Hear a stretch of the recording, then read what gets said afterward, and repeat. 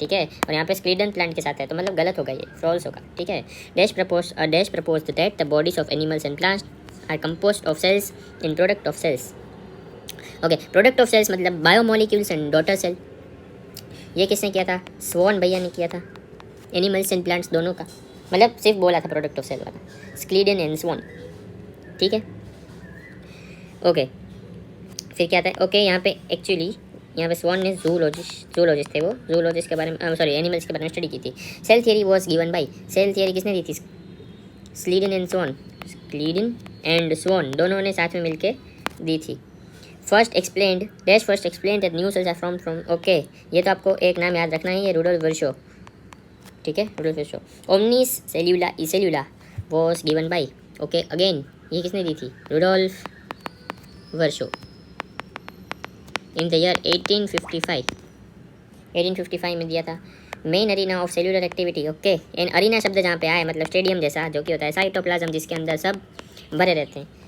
Prokaryotes have membrane bound organelles, prokaryotes के पास membrane bound organelle नहीं होते हैं, नॉन मेम्ब्रेन बाउंड होते हैं। ठीक है, microbodies are present in prokaryotes, yes नहीं ये गलत बात है, माइक्रोबॉडीज नहीं होती है प्रोकैरियोट्स में।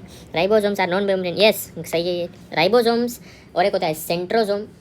ठीक है, ये दोनों जो है सेंट्रोसोम एनिमल में मिलते हैं पर दोनों नॉन मेम्ब्रेन बाउंड है। Ribosomes are only found only in cytoplasm, false, ज़रूरी नहीं है ऐसा, बैक्टीरिया मिलते हैं वहाँ पे, बैक्टीरिया में भी मिलते हैं राइबोसोम।